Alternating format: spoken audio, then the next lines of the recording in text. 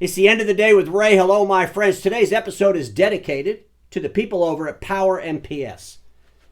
And ladies and gentlemen, as we get into today's episode, I'll start talking a little bit about Power MPS. But Power MPS is the new ERP system coming to the imaging channel to change the industry's future. They are future ready, and they're going to come and they're going to replace ECI, automate, and they're going to do everything they can to become the industry's ERP system. I got to be honest with you, just saying it like that makes me almost want to throw up. I feel so upset for the people that probably have money in that. So ladies and gentlemen, before I get into that, let's go back in history a little bit. If you look on the Sharp Interactive board, I'm asking a question, what happened? Underneath that question, I'm asking, is the industry repeating delusions? Holy smokes. Do y'all remember filling up classroom chairs to learn how to do seat-based billing for print? How'd those classes go? Well, nobody's selling print by the seat. Ladies and gentlemen, do y'all remember FORZA, the ERP system that was going to change the industry forever? Holy smokes, what a failed disaster that thing was. And ladies and gentlemen, I'm going to just start calling it a failed disaster. I'm not even going to say it might have been, because it pretty much was a failed disaster. And of course, if FORZA, wants to come on the end of the day with Ray and bring Grey Rock Capital on with him and talk about how nobody lost any money on that deal and it was a fantastic deal and the dealers loved FORZA and they were on track to replace the entire imaging channel's ERP system, of course we know that would be just a bunch of horse shit, because that's not what happened. They failed miserably and Konica gobbled them up. And now there's a rumor out there that Konica's trying to dump them. Konica, you're more than welcome to come on the end of the day with Ray and you could talk about how you're not trying to dump FORZA, that you're going to sink millions and millions and millions of dollars into FORZA and you're going to replace ECI Automate. You will get this done before the next 20 years go by. And then we got our friends over here at Tigerpaw. Holy smokes, Tigerpaw. Y'all saw the headlines, right? Tigerpaw just sold their company. And folks, in the press release, and I'll share that in a second, I didn't see anywhere where Rev.io is going to get into managed print services. But yet Tigerpaw, they're the winner of the Managed Print Services Software of the Year 5 years in a row. How crazy is that? And of course, every time they won that, I would remind you all, well, maybe the only reason they won it is because the president of the MPSA also has a part-time job at Tigerpaw. Maybe there's a relationship thing going on there. And of course, when I said that, everybody said, oh, Ray, you're so mean to the MPSA. They work so hard to pick these winners. They do so much investigating, blah, blah, blah. Ladies and gentlemen, the MPSA, last year, they awarded a company called Predictive Insights. There they are, Predictive Insights, the distributor for the EKM DCA tool. Well, the MPSA gave them an award last year for the best e-commerce platform. You can't even make this shit up, ladies and gentlemen. And now we see Obrion Americas, the distributor for MPS Monitor, another DCA tool that was bought by Valsoft, a private equity group out of Canada. They got judges banging gavels. They're in a legal dispute. Ladies and gentlemen, before I go on with today's episode, I do want to give the MPSA an award. Because they love to give out awards, I'm going to give them an award. I'm giving them an award for the most irrelevant association in our industry. Because they keep getting it wrong. I mean, they've been giving Tigerpaw the best managed print software 5 years in a row, and now Tigerpaw got sold, and I'm pretty sure the new owners aren't going to be doing managed print. And if the new owners bought them to do managed print, I assure you, I'll do an episode and point out how stupid that is. But you can read the press release for yourself. It's all right there. And like I said, ladies and gentlemen, they didn't buy Tigerpaw to go out there and do managed print services. Here's two websites. Tigerpaw's website. You go to Tigerpaw's website, they talk about winning that award 5 years in a row. They also talk about the fact they were just bought. Here's the new link to the new website. Pretty soon their name will be completely gone. And the other thing on their website is that crazy, stupid award that Tigerpaw wasted the last 2 years of their life giving out. You know the one I'm talking about, right? The top 100 most influential people in the industry. What a crazy bunch of crap that was. You know what I found really funny? When you go to Tigerpaw's website, they don't share the results for the 22 award. They're only showing it for the 2021 award. It doesn't really matter, because both years the award was pure horseshit stupidity. I did episodes on those. Ladies and gentlemen, you go to the MPSA website, there's not really a lot of stuff on there. But I will tell you this, when I read about what the president's up to, he's not even talking about how he was one of the winners of the top 100 most influential people from Tigerpaw. He's talking about the new influential award that's out there. Ladies and gentlemen, I wish our industry would stop chasing these nonsensical awards. We're commoditizing hard work, and it's just absurd. It makes us feel good, I guess. But I got to be honest with you. Feeling good during disruption? The disruptors love it. Especially if you're feeling good in complacency. If you're feeling good being aggressive and going out there and doing things to create better experiences for your customers, boy, well, that'll give those innovators, a run for their money. But if you're just sitting happy in complacency because you won some stupid award and now you think you're something you're really not, oh, boy, I tell you what, innovators love that situation. Ladies and gentlemen, let's talk about Power MPS, the new ERP system that's going to change the industry. I just wanted to pull up the press release when FORZA was coming into the industry to change the industry back in 2013, 10 years ago. It's hard to believe it's been 10 years of a miserable disaster, right? 10 years! We're going to change the industry. And if you read their press release and you read the one from Power MPS, a lot of similarities. But ladies and gentlemen, here's the similarity that all these folks that want to replace ECIE Automate have. They're all trying to replace ECIE Automate, even though FORZA started doing that 10 years ago. If they were so damn successful, why isn't Power MPS trying to replace FORZA? No, they're trying to replace ECIE Automate because it won. If Tigerpaw was so successful at being this managed print, managed IT, all-in-one platform for the imaging channel, why is Power MPS not competing against Tigerpaw? Why are they talking about competing against, what, the legacy? Ladies and gentlemen, all of these attempts to replace ECIE Automate, every damn one of them, you know what they're all based on?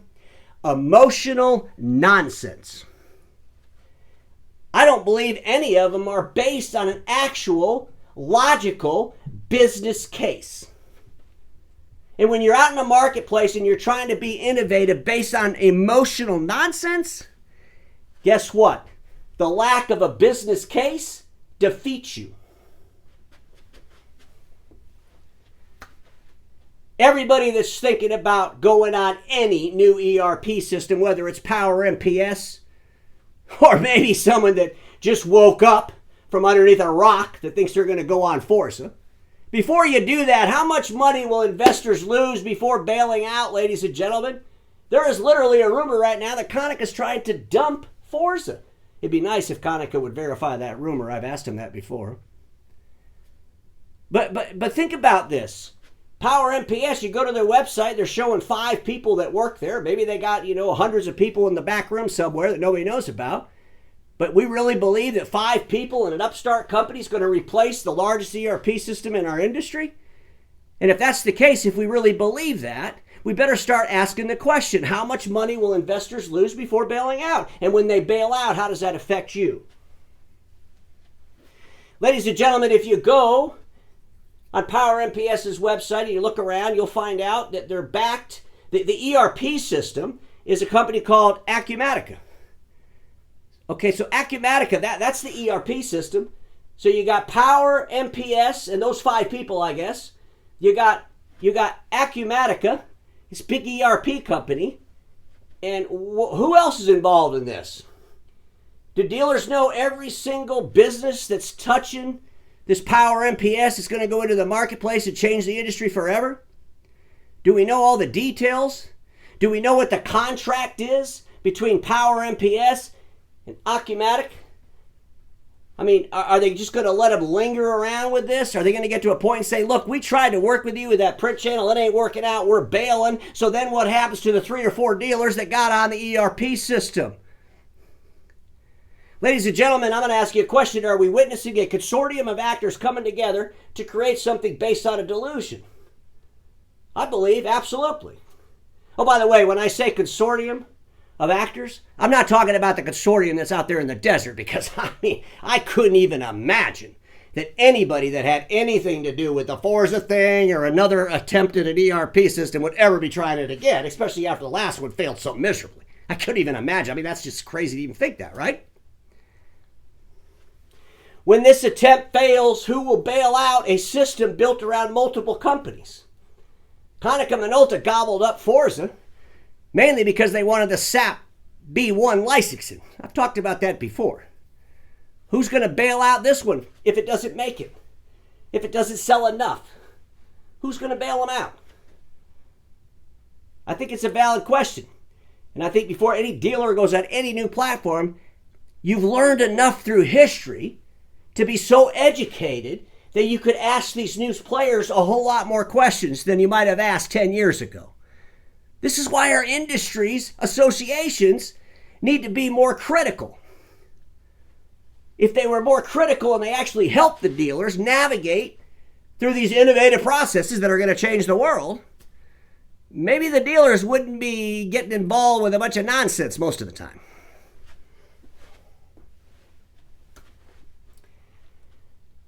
Ladies and gentlemen, read it with me. One would have to be completely delusional to engage with another ERP attempt without understanding all contractual relationships between all entities involved. Do I need to read it again? One would have to be completely delusional to engage with another ERP attempt without understanding all contractual relationships between all entities involved. I hope, for the sake of our industry and for the sake of our dealers' time and their money, that they take that to heart.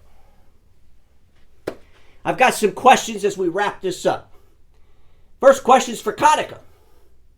Will Konica verify exactly what the current reality is for FORZA? Will you verify that? How many dealers are on FORZA? How many were on it when you bailed it out?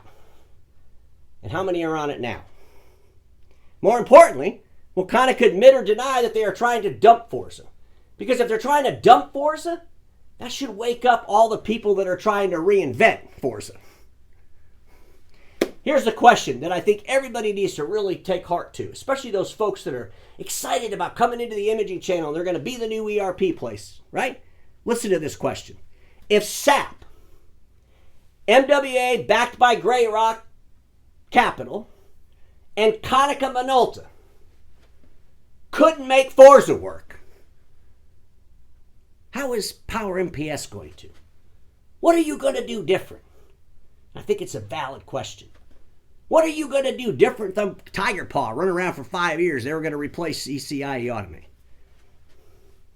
I suggest all dealers chasing these fantasies understand clearly the investor's debt ceiling and all contractual implications. And these are tough questions, but you got to ask them. I get it, man. We're excited about entrepreneurs going out there. They want to change the world. But ladies and gentlemen, you can't be an entrepreneur and base your entire business model on some emotional nonsense. Because you're mad because ECI, you think the whole industry's mad and they're going to replace ECI because they don't answer the phone in 2 rings. Okay? I suggest you all go to the cloud. It'd be a whole lot easier for them to manage you to begin with. That could be another episode. But ladies and gentlemen, you got to have a business case. And obviously, SAP, MWAI, Konica, Tigerpaw, whatever business case they had, I don't believe they had one. I believe it was all based on emotional nonsense. But guess what? It didn't appear to work, did it? Will the obsession to replace the Automate become a consortium of failed attempts? Ladies and gentlemen, please pay attention to this. Please. Because you don't have time to spend a whole lot of money chasing these fantasies. Our industry's got enough to deal with, and there is no such thing as a software solution that's going to do everything for an industry that doesn't even know exactly what it will be doing. There is no magic software that will do everything for an industry that doesn't even know what it will be doing. What it needs to do as an industry is diversify. And when they diversify into IT services, there's plenty of proven softwares that work just fine because there's thousands of IT service companies using them. Ladies and gentlemen, it's not going to be about software that changes our industry. It's going to be about leaders that are willing to look past the shiny new squirrel and focus on the realities all around them. Just some things to think about, my friends, because we all know this. Status quo is the killer of all that'll be invented. Don't get stuck in status quo, and I got to repeat, the status quo I'm talking about today is the obsession in chasing some new ERP system or some new DCA tool that's going to change your world. The only thing it's going to do, well, it's going to take a bunch of money out of your bank account, put it in somebody else's bank account, and at the end of the day, you're going to end up going back to where you were.